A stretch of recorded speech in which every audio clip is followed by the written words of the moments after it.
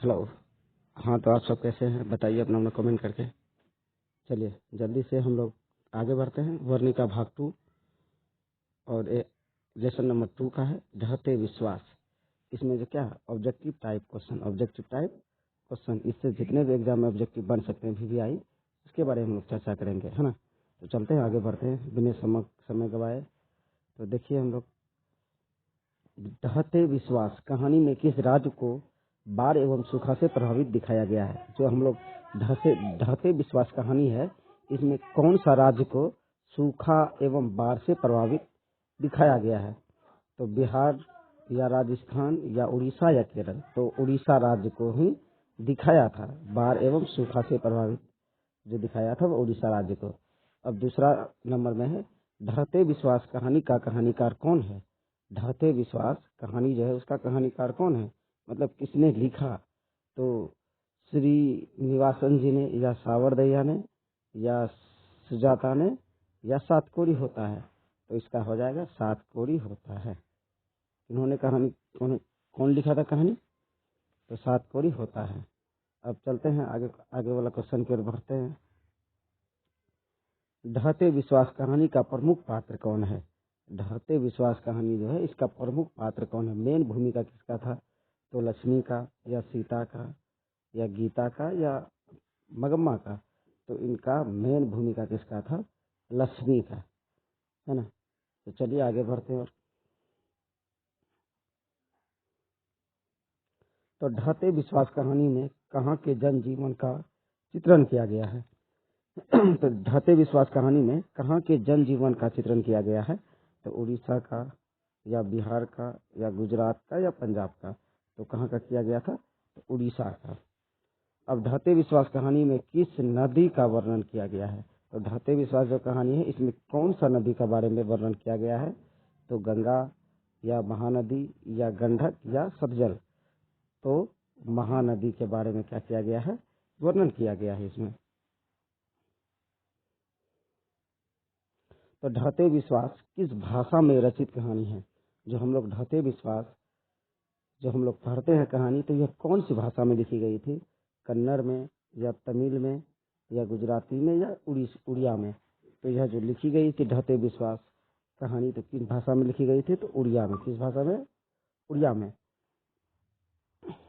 अब लक्ष्मी कौन थी, एक संभ्रांत महिला थी या एक दीन महिला थी या गांव का सरपंच थी या इनमें कोई नहीं। तो दीन मतलब गरीब जो होता है, तो यह गरीब मतलब दीन महिला थी लक्ष्मी, है ना। लक्ष्मी एक क्या थी, गरीब और दीन महिला थी।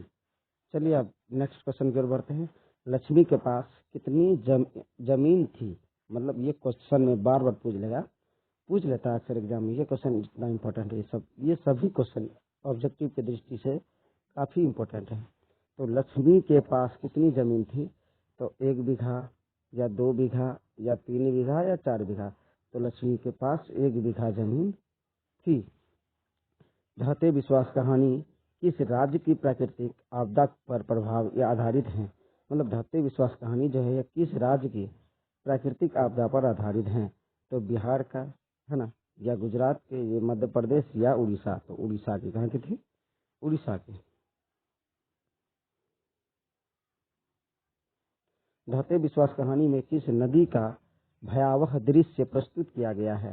ये जो हम लोग ढहते विश्वास कहानी में आखिर किस नदी का भयावह दृश्य प्रस्तुत किया गया है।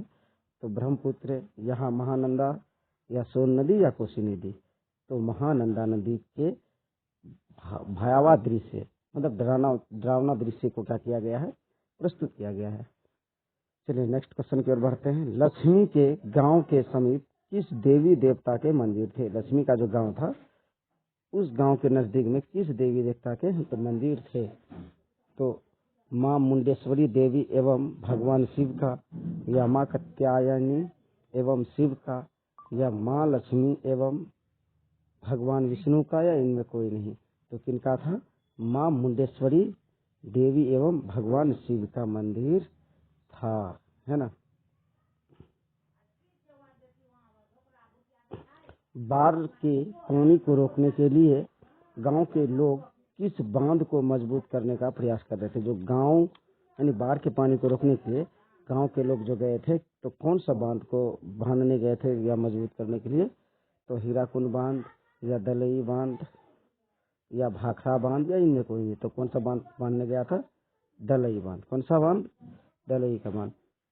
गुण निधि कहाँ से लौटा था? गुण निधि कहाँ से लौटा था? तो कलकत्ता से या राउरकेला से या जयपुर से या कटक से।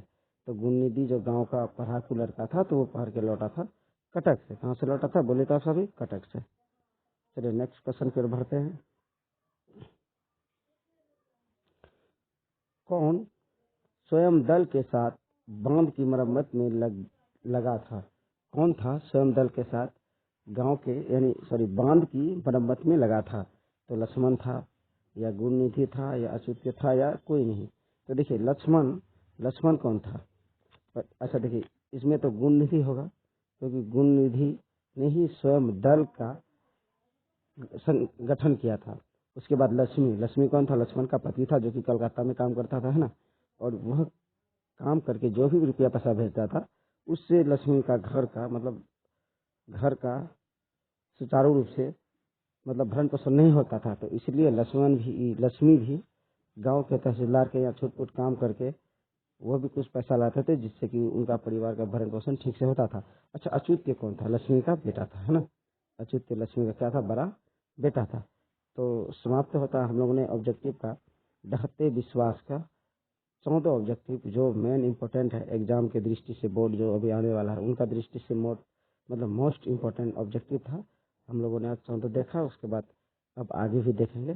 ठीक है, तब तक के लिए धन्यवाद। आप लोग पढ़िए, आशा करते हैं बढ़िया से पढ़िए और बच्चे कम समय में आप लोग अच्छे से स्मार्ट मेहनत कीजिए, है ना। आप लोग जुड़े रहिए मेरे चैनल से। अगर पसंद आए तो थोड़ा सब्सक्राइब भी कीजिए और शेयर भी कीजिए। ठीक है, ओके, धन्यवाद।